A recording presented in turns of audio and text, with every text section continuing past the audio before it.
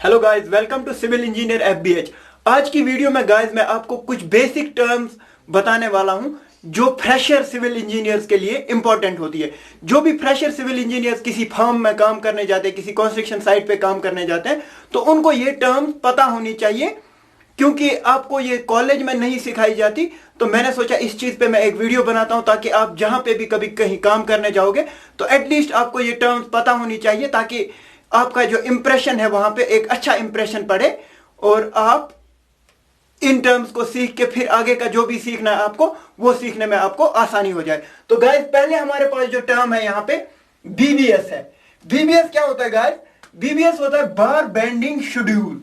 बार bending schedule क्या होता है गाइस? कोई भी कंस्ट्रक्शन साइट है आपकी, आप कोई स्लैब है आपकी, उसका आपको कॉन्क्रीटिंग करना है। कॉन्क्रीटिंग करने से पहले शटरिंग होती है, उसके बाद उसके ऊपर हम रिइंफोर्समेंट बिछाते हैं। तो रिइंफोर्समेंट किस हिसाब से बिछाया जाएगा, कहां पे कितना रिइंफोर्समेंट लगेगा, कितनी लेंथ वाला रिइंफोर्समेंट लगेगा, वो सब कुछ आपको बार बेंडिंग शेड्यूल में प्रोवाइड किया जाता है। कौन से डाया का रिबार है, कौन सी कितनी लेंथ है, कितना इसका विड्थ है, सब कुछ आपको उसमें बार बेंडिंग शेड्यूल में पता होता है। ये बार बेंडिंग शेड्यूल कौन प्रिपेयर करते हैं? ये डिजाइन इंजीनियर्स और उनके साथ जो काम करने वाले होते हैं वो बनाते हैं। ये एक टेब्यूलर फॉर्म में होता है, टेबल की तरह होता है, जिसमें डाया भी लिखा होता है, नंबर ऑफ बार्स भी लिखा होता है और लेंथ भी लिखा होता है, सब कुछ लिखा, और कौन से एरिया में लगेगा वो भी लिखा हुआ होता है। तो यह आपको समझ आ गया कि बीबीएस क्या होता है, बार बेंडिंग शेड्यूल। उसके बाद दोस्तों एक और चीज आती है हमारे पास, एमएसआरए। गाइस, ये एमएसआरए एक इंपॉर्टेंट चीज है। इसको हम कहते हैं method statement and risk assessment. क्या कहते हैं दोस्तों इसको? Method statement and risk assessment. तो ये क्या चीज होती है? जब भी आप कोई भी प्रोजेक्ट आप शुरू करते हैं, अगर सिंपल सी चीज है, एक बिल्डिंग आप बनाने जा रहे हैं, तो उसको बनाने से पहले आप एक एमएसआरए सबमिट करते हैं अपने क्लाइंट को। एमएसआरए मेथड स्टेटमेंट, उसमें पूरा मेथड स्टेटमेंट आपका लिखा होता है कि आप ये काम कैसे करोगे, ये काम कैसे करोगे, दूसरा काम कैसे करोगे, इस काम के बाद कौन सा काम आएगा, ये सब कुछ उसमें लिखा हुआ होता है। लाइक ए बुक, एक छोटा सा बुकलेट की तरह ये होता है एमएसआरए। और उसके बाद उसमें रिस्क असेसमेंट भी लिखा होता है कि अगर हम शटरिंग का काम कर रहे हैं तो इसमें ये रिस्क आएंगे और उन रिस्क को कैसे हम हैंडल करेंगे साइड पे, वो भी उसमें लिखा हुआ होता है। तो उसको कहते हैं दोस्तों method statement and risk assessment. तो उसके बाद दोस्तों एक और चीज है हमारे पास, बीओक्यू। तो बीओक्यू होता है हमारे पास बिलिंग ऑफ क्वांटिटीज। जो क्वांटिटीज हमारे पास निकलती है उनकी बिलिंग करना। क्वांटिटीज क्या? अगर आपकी एक स्लैब है, उसका कंक्रीट कितना आएगा, उसका बिलिंग हमें करना है। उस कंक्रीट में कितना सीमेंट, कितनी बाकी चीजें एग्रीगेट वगैरह लगेंगे, उन सब चीज का बिलिंग करना, वो सब कुछ भी आपको साइट के लिए जरूरी होता है। कभी आप साइट पे हो तो आपको बोला जाएगा कि इसका बीओक्यू कितना आया, तो आपको ये पता होना चाहिए बीओक्यू होता है बिलिंग ऑफ क्वांटिटीज। उसके बाद बीएचके। गाइस, आप लोग ने देखा होगा 3 BHK 2 BHK ऐसे कुछ कहते हैं, तो आप लोग कंफ्यूज हो जाते होंगे। बीएचके क्या होता है? Bedroom hall kitchen. क्या होता है ये? Bedroom hall kitchen. अगर आपके पास है 3 BHK, तो इसका मतलब ये जो आपका 3 BHK है, इसमें 3 बेडरूम है और हॉल है और उसके बाद किचन है। तो ये हो गया 3 BHK। ऐसे ही 2 BHK 1 BHK ऐसे ऐसे होता है। तो आपको पता होना चाहिए BHK का मतलब होता है बेडरूम हॉल एंड किचन। उसके बाद हमारे पास आता है डीपीआर। डीपीआर दोस्तों होता है डेली प्रोग्रेस रिपोर्ट। अगर आप किसी साइट को सुपरवाइज करते हैं, जो दिन भर आपने वहां पे काम कराया, आपके लेबर्स ने, आपके फोरमैन वगैरह ने जो काम वहां पे किया, उसको आपको एक शीट फॉर्म में बताना होता है या टेब्यूलर फॉर्म में कि कितना क्वांटिटी का ये काम हुआ, कितना क्वांटिटी का ये काम हुआ, और वो आपको आगे मेल करना होता है। तो उसी चीज को हम कहते हैं डीपीआर, यानी डेली प्रोग्रेस रिपोर्ट। उसके बाद हमारे पास आता है एक और टर्म जो बहुत ज्यादा साइट पे यूज होती है, वो है ईजीएल। ईजीएल दोस्तों क्या होता है? Existing ground level. क्या होता है?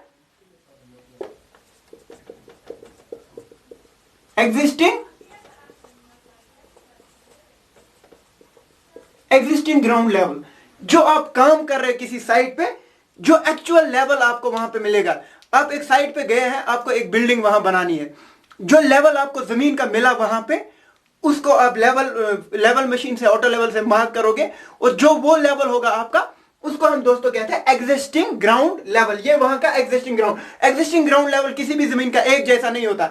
आप किसी साइड पे जाते हैं, वहां थोड़ा ऊंचा होता है, थोड़ा नीचा होता है, तो आप हर एक जगह की एग्जिस्टिंग ग्राउंड लेवल ले लेते हैं और उसका एक चार्ट बनाते हैं। उस पर आपको पता चलता है कि ये सारे जो है ये इस साइड के एग्जिस्टिंग ग्राउंड लेवल थे। उसके बाद आता है ओजीएल। ओजीएल होता है दोस्तों original ground level. Original ground level क्या होता है? आपके साइट के लिए एक परफेक्ट मार्किंग की जाती है कि ये हमारा ग्राउंड लेवल इसका रहेगा। कंस्ट्रक्शन के बाद जो हमारी पार्क वगैरह है उस एरिया में, उस सब का ये ओरिजिनल ग्राउंड लेवल रहेगा, तो उसी को हम ओजीएल कहते हैं, यानी ओरिजिनल ग्राउंड लेवल। उसके बाद दोस्तों एमईपी। एमईपी गाइस, जब आप किसी साइट पे काम कर रहे होते हो तो आपको वहां पे बहुत बार दिखेगा, कहीं पे कोई कटआउट होगा तो बोलेंगे ये एमईपी का कटआउट है, या कोई और काम होगा, कोई काम इलेक्ट्रिकल वगैरह का होगा तो बोलेंगे ये एमईपी का काम है, हमारा काम नहीं है। तो वो एमईपी क्या होता है? Mechanical, electrical and plumbing. Mechanical, electrical और प्लम्बिंग वाले जो होते हैं उनको हम कंबाइन में एमईपी बोलते हैं। तो हमारे पास जो भी इलेक्ट्रिकल के काम होते हैं तो हम लोग साइड पे बोलते हैं ये एमईपी का काम है। या फिर कोई कटआउट होते हैं जिसके थ्रू केबल्स वगैरह जानी होती है, तो उस कटआउट को हम बोलते हैं, वहां पे कोई बोलता है कि ये ओपनिंग क्यों है यहाँ पे, तो हम बोलते हैं ये एमईपी की ओपनिंग है। तो वो एमईपी क्या है? Mechanical, electrical and plumbing. उसके बाद आता है पीएम। पीएम आप सबको ही पता होगा, ये सिंपल एक टर्म है। प्रोजेक्ट मैनेजर जो हमारा होता है उसको हम शॉर्ट टर्म में पीएम बोलते हैं। उसके बाद हमारे पास आता है एक और पीपीई। पीपीई पीपीई होता है दोस्तों personal protective equipments. Personal protective equipments क्या होते हैं? जब भी आप किसी कंस्ट्रक्शन साइट के अंदर जाते हैं तो आपको कुछ इक्विपमेंट्स लगाने पड़ते हैं अपनी बॉडी पे। एक हेलमेट होता है आपका, सेफ्टी हेलमेट, उसके बाद सेफ्टी जैकेट होती है, उसके बाद आपके पास एक चश्मा होता है, उसके बाद ग्लव्स होते हैं, और हमारे पास साथ में होता है सेफ्टी शू। तो ये सारी चीजें जो है ये पर्सनल प्रोटेक्टिव इक्विपमेंट्स में आती है, जो आपको पता होना चाहिए। जब आप किसी साइट पे जाएंगे तो आपको बोला जाएगा कि आप पीपीई लगा के आइए, आप साइट पे जाएंगे। जब आपको पता ही नहीं होगा पीपीई क्या है तो आप कैसे इमेजिन करोगे कि क्या चीज है ये पीपीई? तो इसका मतलब आपको ये याद रखना पड़ेगा, पीपीई होता है पर्सनल प्रोटेक्टिव इक्विपमेंट्स। इसमें वो इक्विपमेंट्स आते हैं जो हम साइट पे जाने से पहले अपनी बॉडी के ऊपर लगाते हैं। उसके बाद गाइस आता है क्यूसी। क्यूसी होता है क्वालिटी कंट्रोल। क्वालिटी कंट्रोल हमारे पास जब हम साइट पे काम कर रहे होते हैं तो एक डिपार्टमेंट होता है, उसको कहते हैं क्यूसी डिपार्टमेंट। उसमें क्या होते हैं? क्यूसी इंजीनियर्स होते हैं, क्यूसी हेड होता है, जो क्वालिटी, एक साइट की क्वालिटी को मेंटेन करने के लिए होते हैं। अगर हम लोग साइट इंजीनियर्स हैं, अगर हम साइट पे काम कर रहे हैं, हमने आज कंक्रीट किया तो कल को हम क्यूरिंग भूल गए तो क्यूसी वाला डिपार्टमेंट जो है वो हमको टोकेगा, बोलेगा कि आपने क्यूरिंग क्यों नहीं किया, क्वालिटी हमारे साइट की खराब हो रही है। ये वो क्वालिटी नहीं है कि सफाई की हुई है वहां पे या कुछ ऐसा नहीं। जो एक्चुअल में क्वालिटी हमें चाहिए होती है साइट की, कंक्रीट की क्वालिटी, रिबार की क्वालिटी, उस क्वालिटी को कंट्रोल करने के लिए ये डिपार्टमेंट होता है, उसको कहते हैं QC department, quality control department. उसके बाद आता है क्यूएस। क्यूएस क्या होता है दोस्तों? क्यूएस होता है क्वांटिटी सर्वेयर। हमारी साइट पे एक डिपार्टमेंट होता है क्यूएस डिपार्टमेंट, वो क्वांटिटीज वेरीफाई करते हैं, क्वांटिटी सर्वे करते हैं। मतलब हमारे पास जो ड्राइंग आ गई है कंपनी में हमारे पास कि हमें ये बिल्डिंग बनानी है, ये सब कुछ बनाना है, तो उसकी क्वांटिटीज निकालनी होती है हमें कि कितनी बैक फिलिंग हमें चाहिए, कितनी कटिंग हमें चाहिए, कितना रीबार चाहिए। वो सब कुछ करने के लिए एक डिपार्टमेंट होता है, उसको कहते हैं क्यूएस डिपार्टमेंट, और उसमें जो इंजीनियर्स होते हैं उनको कहते हैं क्यूएस। क्यूएस डिपार्टमेंट है क्वांटिटी सर्वेइंग डिपार्टमेंट, और वो इंजीनियर को कहते हैं क्वांटिटी सर्वेयर। उसके बाद हमारे पास आता है आरएमसी। आरएमसी क्या होता है दोस्तों? आरएमसी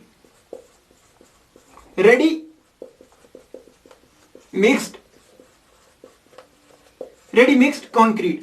दोस्तों आपने जो ट्रक्स देखी होंगी, जो कंक्रीट की ट्रक्स घूम रही होती है, आपने अपने एरिया में कभी कहीं पे भी चलते हुए देखी होगी, तो ये ट्रक्स जो है ये आरएमसी को कैरी करती है, रेडी मिक्स्ड कंक्रीट को कैरी करती है। ये रेडी मिक्स कंक्रीट कहां से आता है?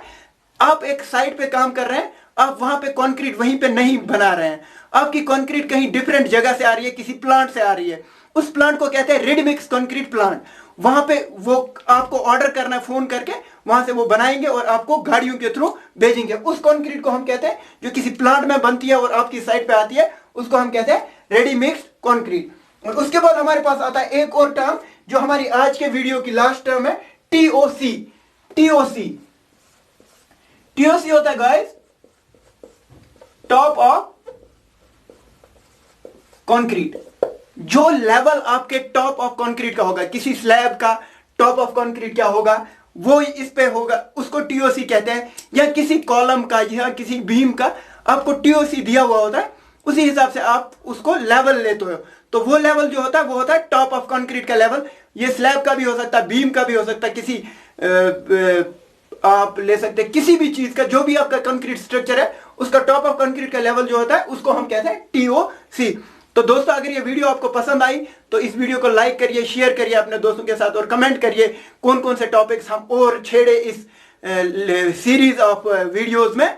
और साथ में हमारे चैनल को सब्सक्राइब कीजिए। थैंक यू दोस्तों।